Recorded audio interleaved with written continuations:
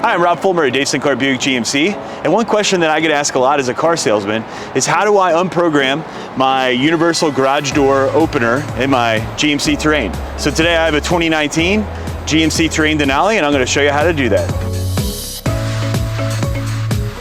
This information is great because you don't want a vehicle that you don't own hooked up to your garage.